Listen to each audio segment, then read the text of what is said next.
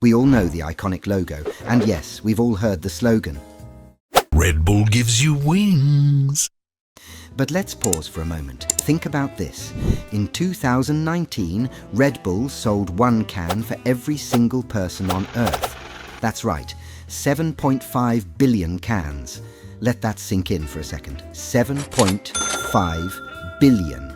Now, how did a company that started handing out free cans at college campuses turn into a global phenomenon? And more importantly, what makes Red Bull not just a drink, but a cultural icon?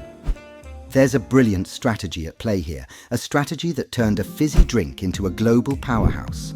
Today, we're uncovering the 5 bold moves that made Red Bull the giant it is today. And by the end of this, you might just look at that little red and blue can in a whole new way.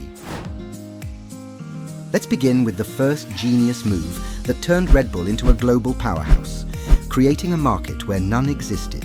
To really understand this, let's roll back to the 1980s.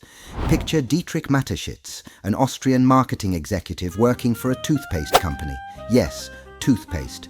Not exactly the kind of place you'd expect a world-changing idea to emerge from, right?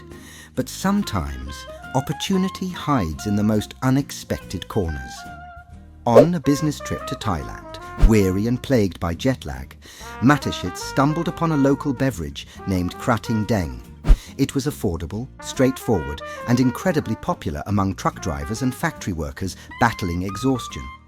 Driven by curiosity, he decided to give it a try. In that very moment, everything shifted. He suddenly felt recharged, his mind sharper than ever before. Would you see global potential in a drink sold at roadside stands in Thailand? Most people wouldn't. But Mateschitz, he saw a market waiting to be created. Investors laughed at the idea. Niche, strange, even unhealthy, they claimed. But here's where Mateschitz truly stood apart.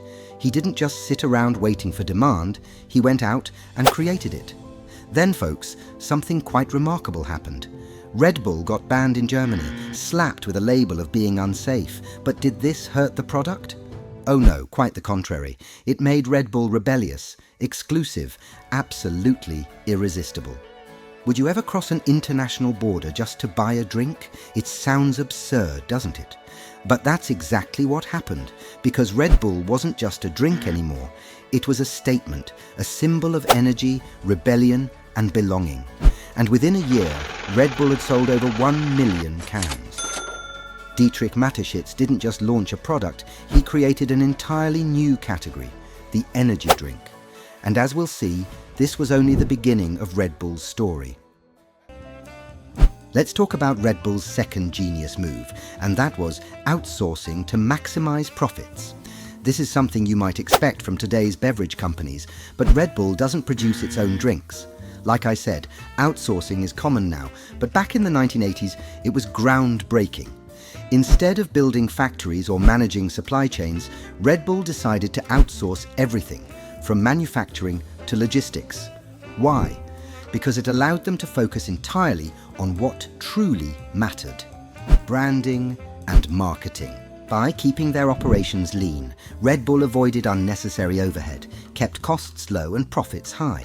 It's a brilliant move that let them dominate the market while others were weighed down by production.